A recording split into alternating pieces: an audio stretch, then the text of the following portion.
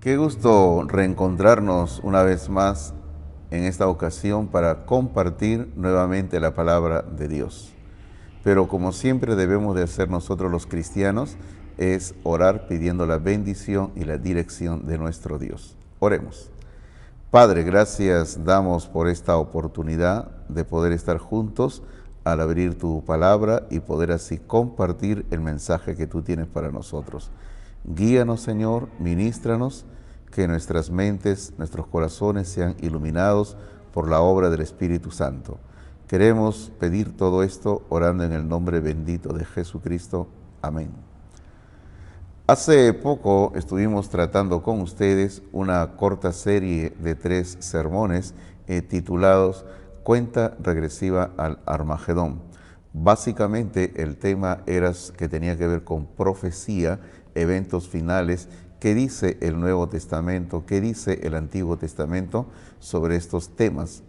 Yo entiendo que en una serie tan corta, condensar tantos temas es humanamente una obra titánica, difícil de realizar.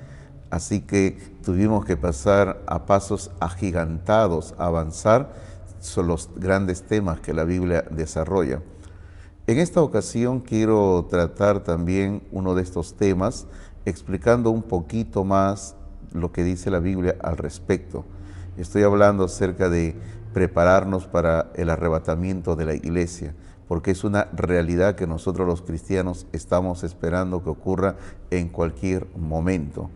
El arrebatamiento de la iglesia es algo inminente.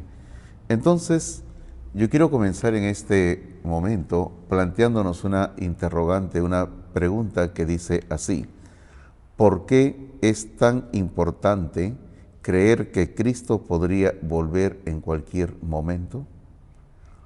¿Por qué es importante que nosotros los cristianos tengamos la certeza de que en cualquier instante de nuestra vida el Señor Jesucristo puede venir por la iglesia? Creo que la respuesta más amplia para esta pregunta es porque la esperanza de la venida inminente de Cristo tiene un poderoso efecto santificador y purificador en nuestras vidas.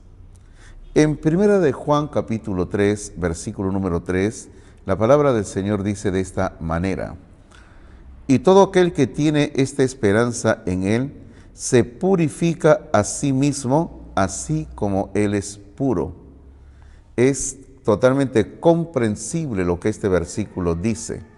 Nosotros, al tener la esperanza en Cristo, la esperanza en su venida, de acuerdo al versículo anterior, al versículo 2, al tener esta certeza, esta esperanza que Cristo viene, esto va a actuar en nosotros, o va a tener en nosotros un efecto de purificar nuestras vidas. Cuando aquí se habla de purificar, se está hablando de santificar. Es decir, cuando tenemos la plena certeza de que Cristo viene en cualquier momento por la iglesia, es decir, por nosotros los cristianos, por nosotros los creyentes, esto nos tiene que animar a que vivamos una vida santa, una vida agradable a Dios, una vida de entera consagración, como diría aquel antiguo himno. El hecho de saber que Cristo está cada vez más cerca debe motivarnos a realizar 3 acciones esenciales en nuestra vida. Acción número 1, debemos de estar preparados. Acción número 2, hay que procurar cada día ser más semejantes a Cristo Jesús. Acción número 3, hay que despojarnos de todas las cosas propias de nuestra vida antigua cuando no teníamos a Cristo. El apóstol Pablo, cuando le escribe la carta a los romanos, y él llega al capítulo número 13 de esta epístola, a donde le voy pidiendo que abran sus Biblias, en Romanos capítulo 13, él en este capítulo 13 comienza a tratar una serie de temas prácticos con los creyentes. Y en los versículos número 8 al 10, él va a hablar básicamente de que el amor es el principio por excelencia que cumple todos los preceptos morales de Dios. Pablo ya desde ya nos va diciendo que tenemos que practicar el amor. En 1 Corintios capítulo 13, versículos 8 al 10, leo, y yo quisiera que usted pueda conmigo ir observando las veces que aparece la palabra amor o amar en sus diferentes conjugaciones. Observe usted lo que dice capítulo 13, versículo 8 al 10 de Romanos. No debáis a nadie nada, sino el amaros unos a otros, porque el que ama al prójimo ha cumplido la ley.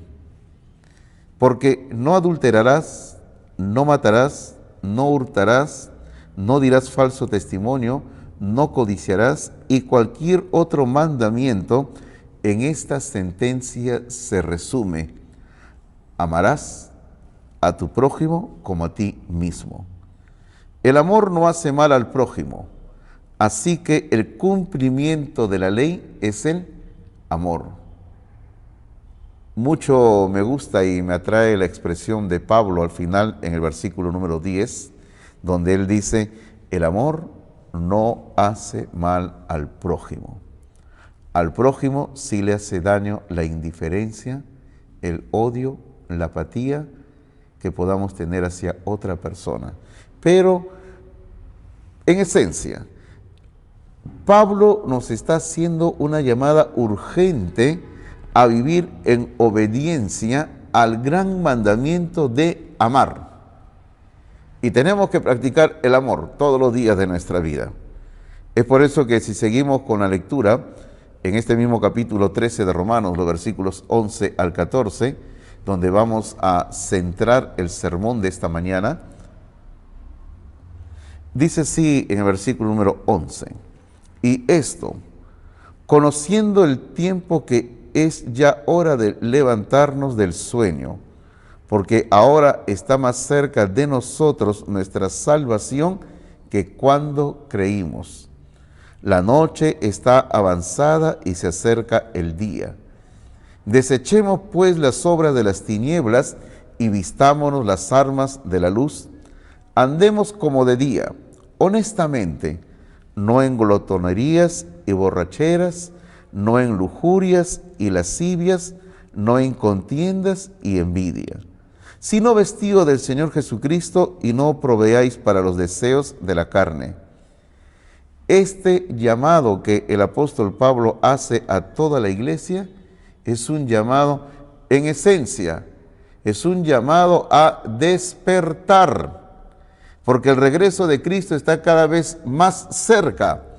El tiempo está ahora, pronto, de la venida de Cristo. ¿Y qué vamos a hacer nosotros? Porque el tiempo se acerca de la venida de Cristo. Sencillamente lo que Pablo nos está diciendo aquí es, tenemos que conocer el tiempo.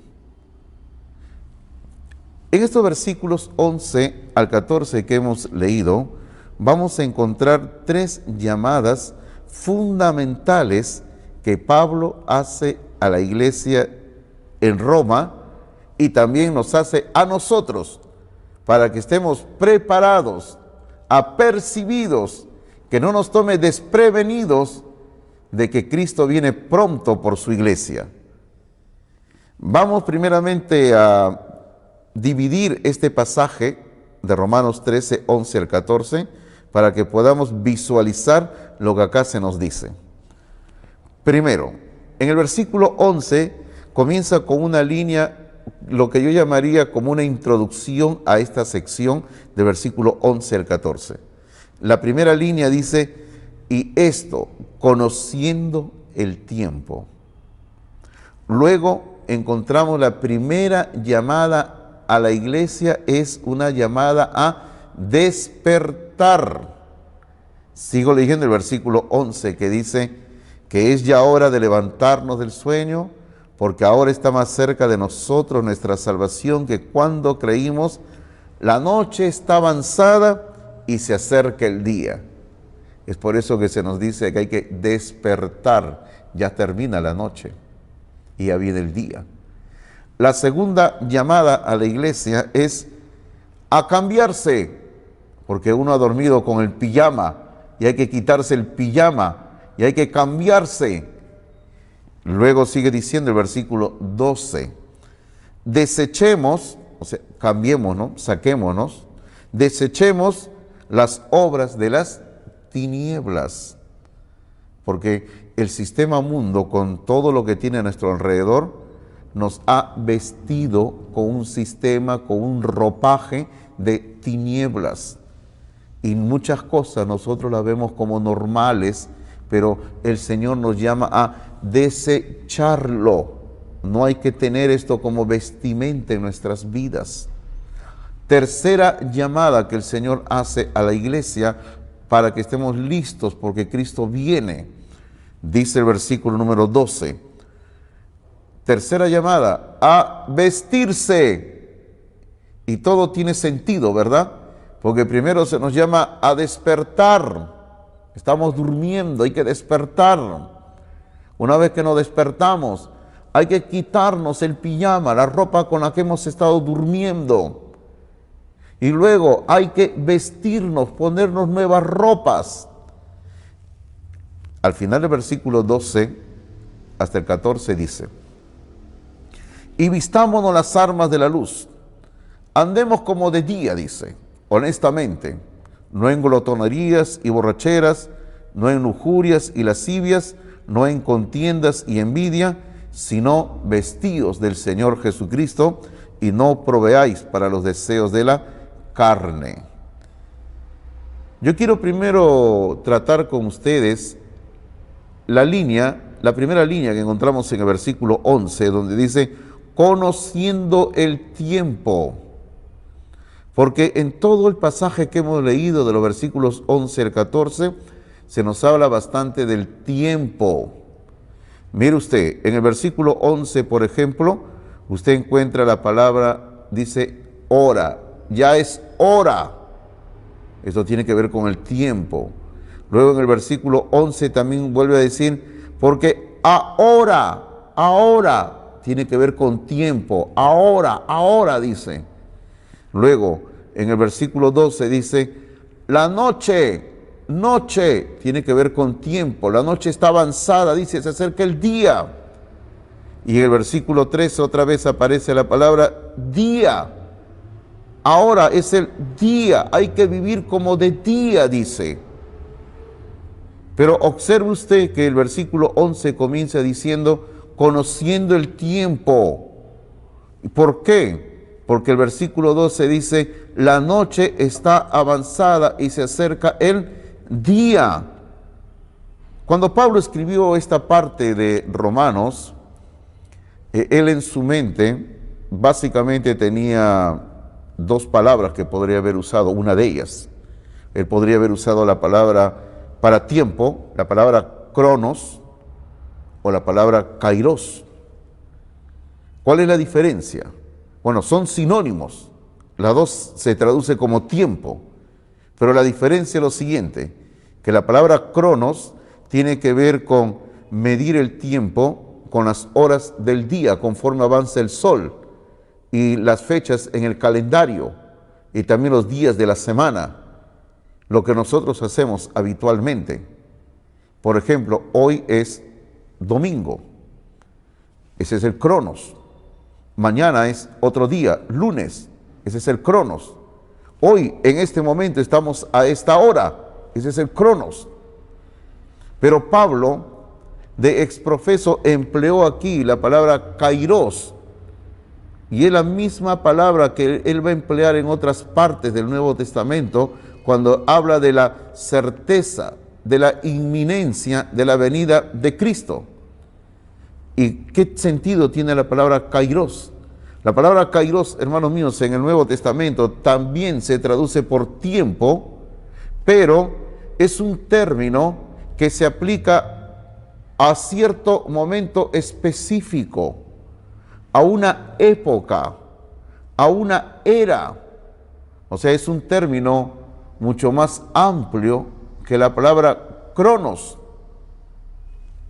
Por lo tanto, cuando el apóstol, bajo la guía del Espíritu de Dios, dice aquí, conociendo el tiempo, tiene que ver con que seamos capaces de entender la era actual en la cual estamos viviendo. Ese es el llamado que Pablo nos comienza a hacer. Hay que llegar a entender la era actual en la cual estamos viviendo.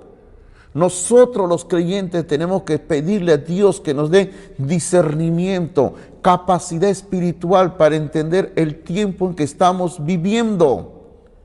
En el Antiguo Testamento, y doy la cita para que usted pueda chequearlo, en Primera de Crónicas, capítulo 12, en el versículo número 32, cuando se comienza a hacer un listado de los diferentes grupos familiares dentro del pueblo de Israel, se encontró un grupo de familia a quienes se les llama en la Biblia los hijos de Isaacar.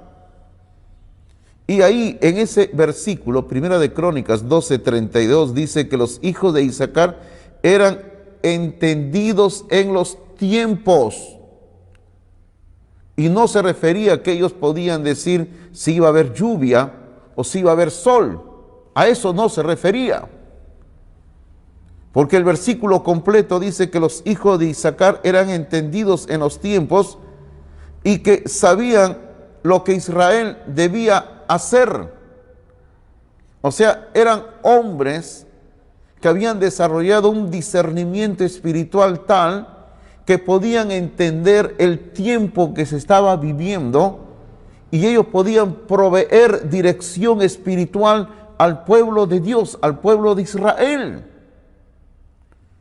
El Señor Jesucristo, en Mateo capítulo 16, cuando le habló a los fariseos, les increpó muy fuerte porque ellos tenían la capacidad de determinar y decir, viendo las señales en el cielo decían, va a haber lluvia.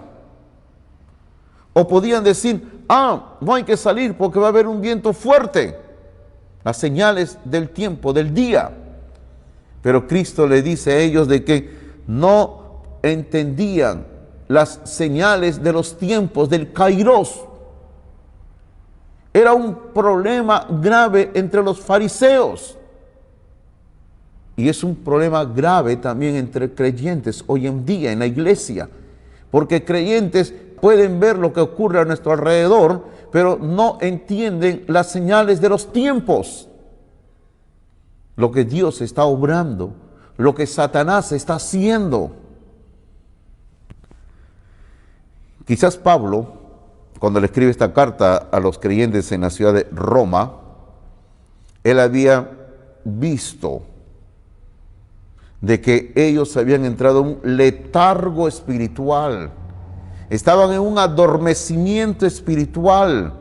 Los creyentes en Roma estaban en un letargo espiritual, en un adormecimiento espiritual, producto de que en la ciudad de Roma y producto de que en nuestra ciudad de Lima y en las ciudades donde vivimos alrededor del planeta Tierra, hay muchas y tantas distracciones y hay tantos atractivos terrenales que alejan el corazón de las personas, alejan el corazón del creyente de anhelar la esperanza bendita al regreso inminente de Cristo Jesús.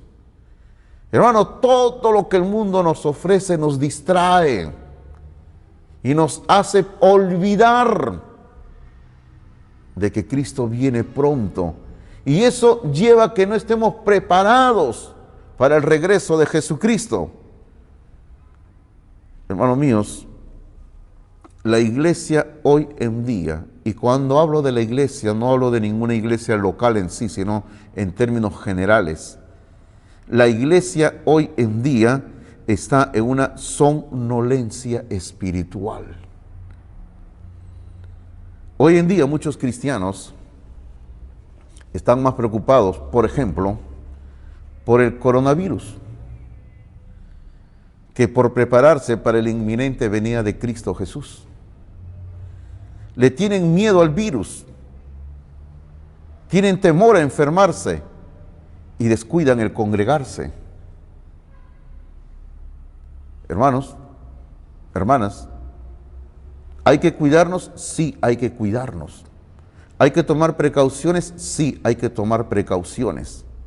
Pero ¿hasta qué punto hemos permitido que este temor a un virus, a una enfermedad, pueda ejercer un control en nuestras vidas que nos está impidiendo lo más importante para los creyentes, es el congregarnos, edificar nuestras vidas?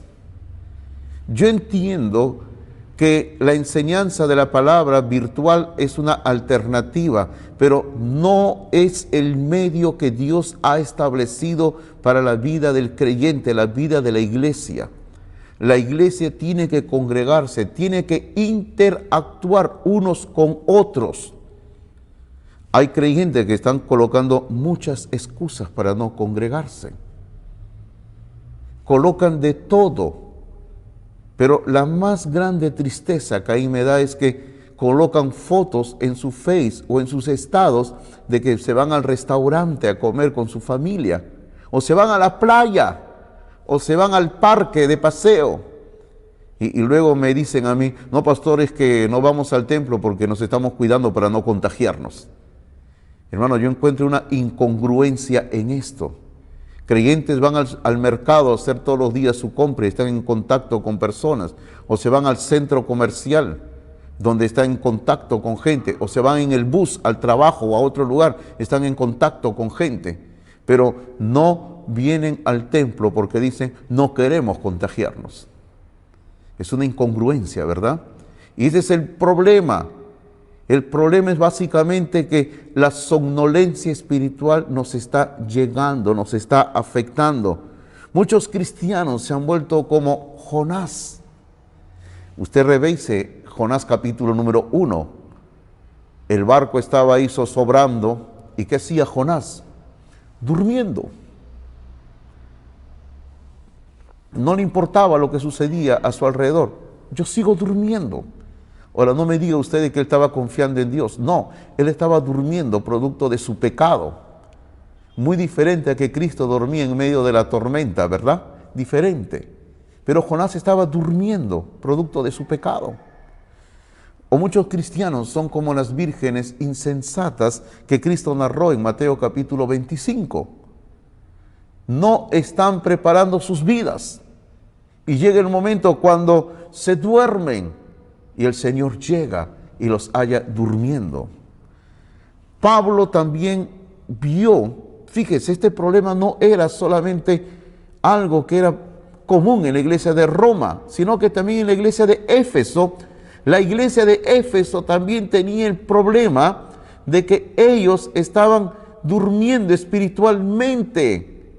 La somnolencia espiritual, producto de la influencia del sistema mundo, los había afectado, y Pablo les llama a despertar.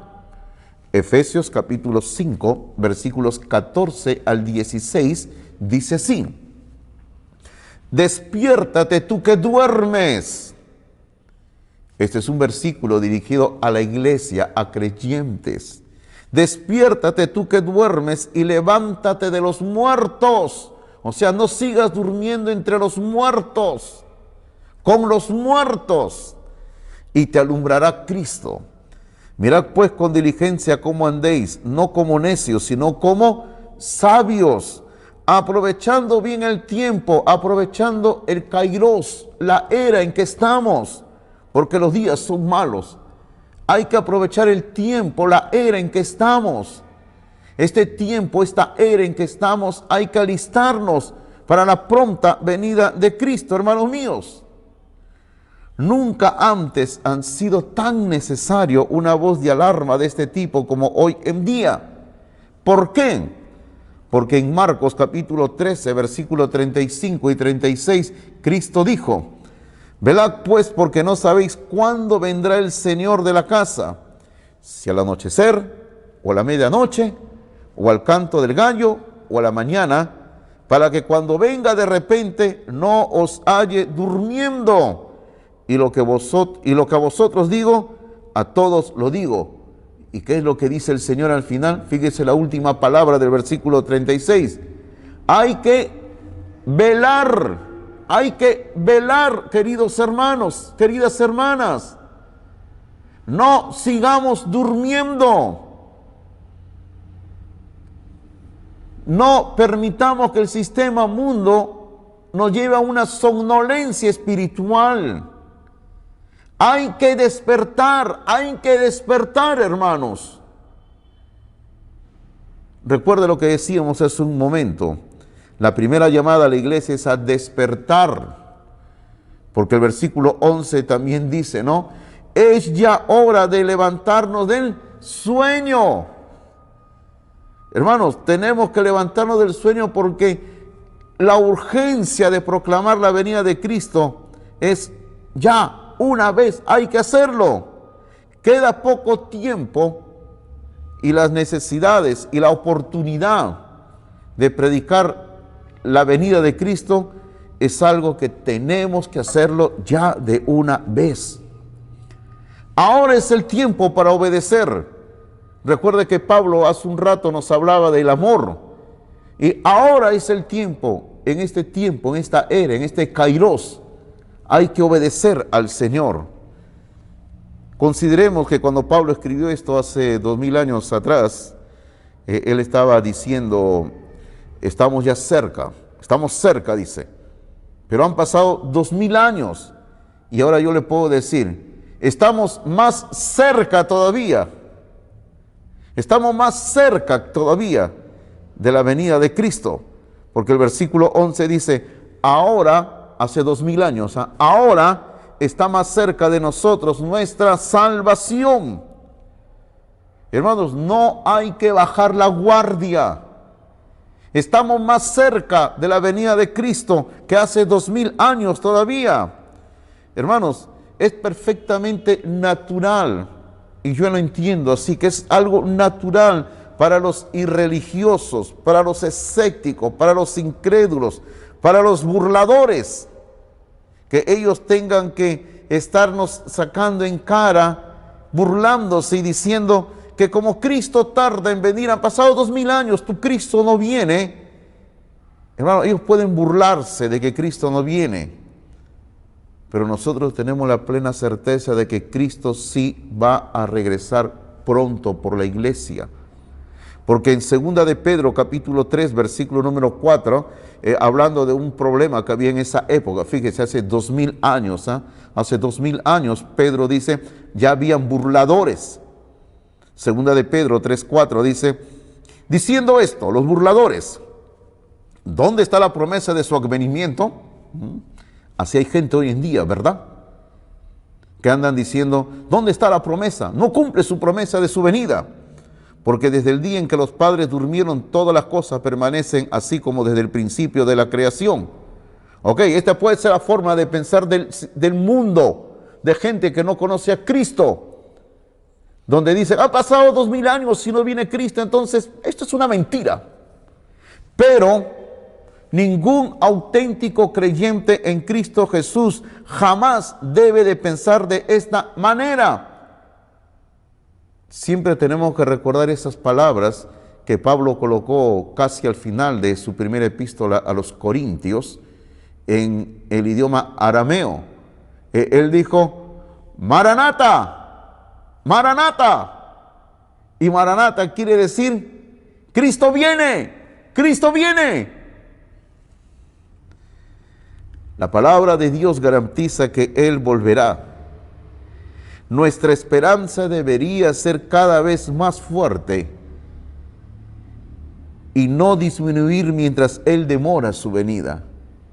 Qué hermoso, ¿verdad? Cada día más bien debe haber en nuestro corazón más fuerza,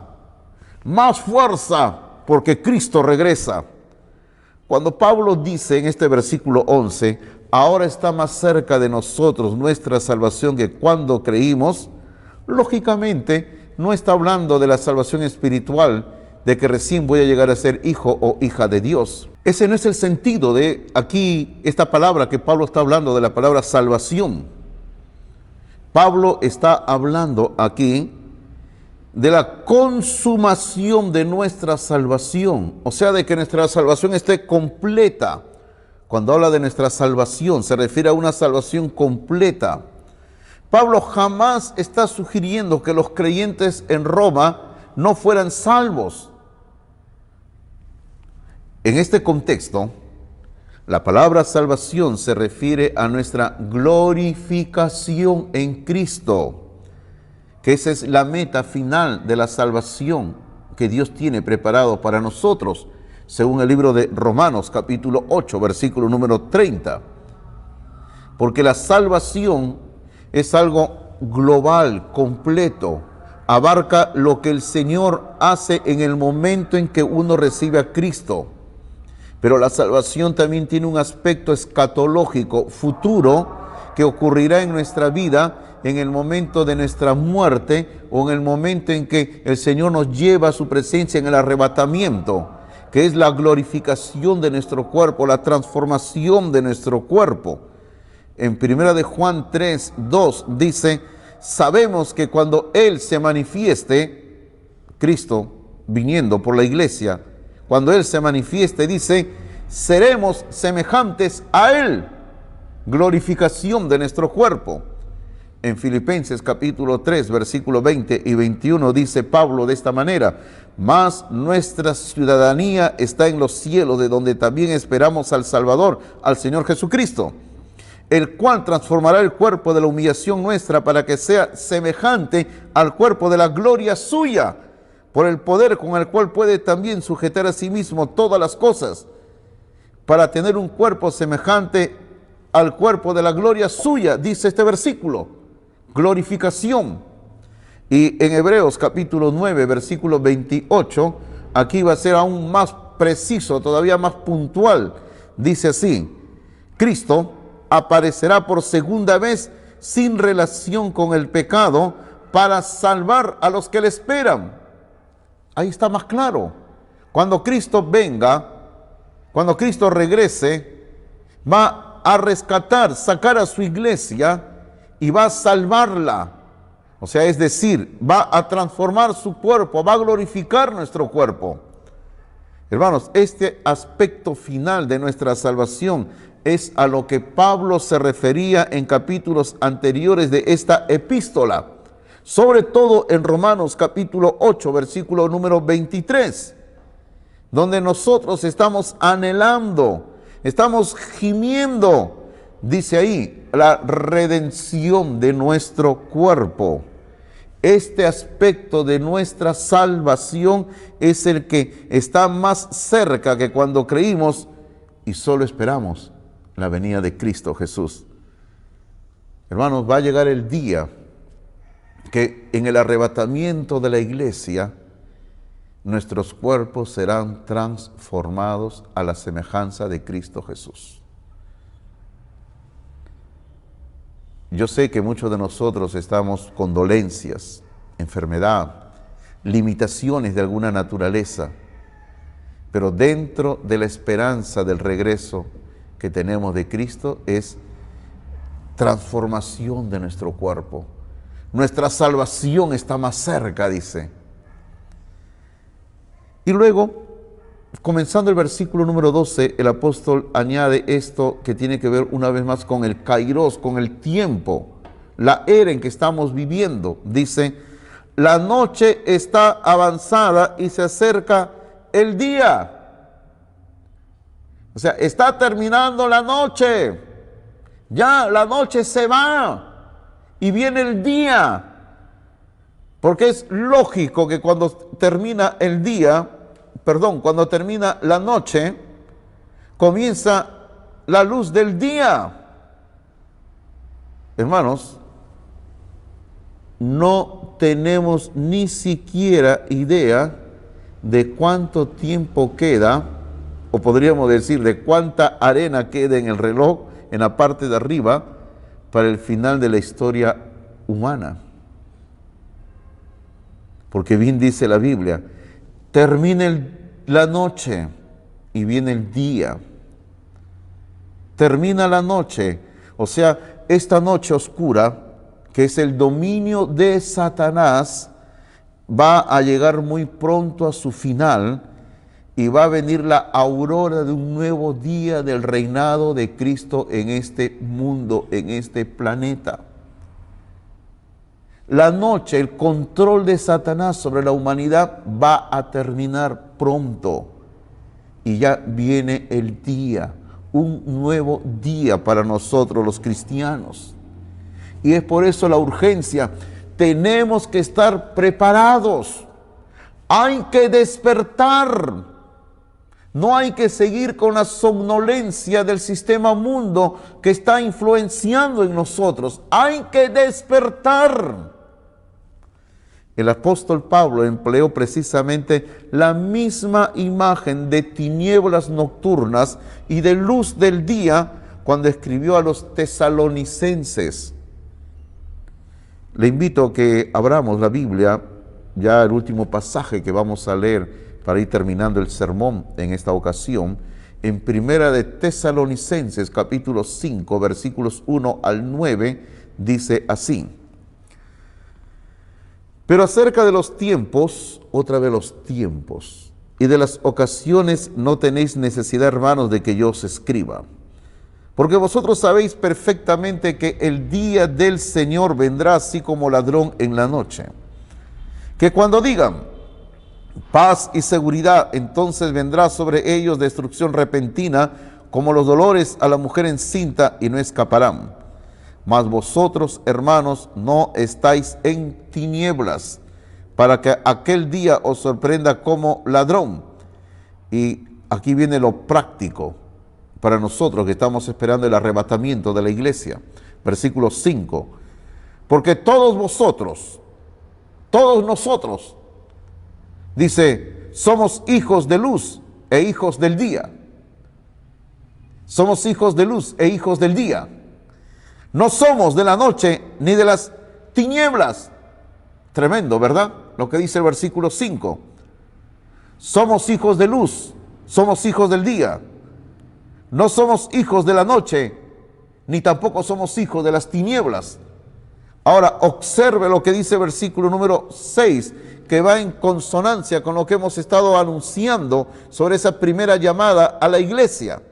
El 6 dice, por tanto, no durmamos como los demás, sino velemos y seamos sobrios. No hay que seguir durmiendo.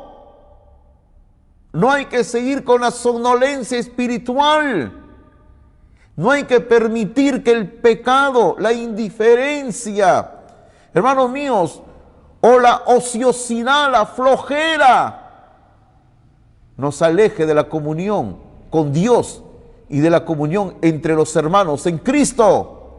No hay que permitir que el temor a algo, a una enfermedad, nos aleje de Cristo. ¿Y dónde está nuestra confianza en el poder de Dios si no? ¿Dónde? Dice luego el versículo número 7. Pues los que duermen, de noche duermen, y los que se embriagan, de noche se embriagan. Pero nosotros, que somos del día, seamos sobrios, habiéndonos vestido con la coraza de fe y de amor, y con esperanza de salvación como yelmo. Porque no nos ha puesto Dios para ira, sino para alcanzar salvación por medio de nuestro Señor Jesucristo. Vamos hacia la salvación, dice. ¿Cuál salvación? Si ya la tengo, cierto. Pero recuerde lo que hablábamos. Salvación, redención, glorificación de nuestro cuerpo. El Señor viene y viene pronto. Todo lo dicho hasta ahora lo quiero resumir en 4 oraciones, en 4 frases. La primera, despertemos porque se acerca el día. La segunda, seamos sobrios. La tercera, estemos alerta. Y la cuarta frase y última, nuestra redención está muy cerca. Así que mis queridos hermanos, aquí hay un llamado urgente a la iglesia a despertarse. Y yo le invito a que usted reflexione en este momento y luego de este sermón, ¿estamos despiertos? ¿O por todo lo que ha ocurrido en los últimos meses ha entrado un letargo espiritual, ha entrado una somnolencia espiritual que nos está entreteniendo y nos está alejando cada momento más de lo más importante? ¿Y qué es lo más importante?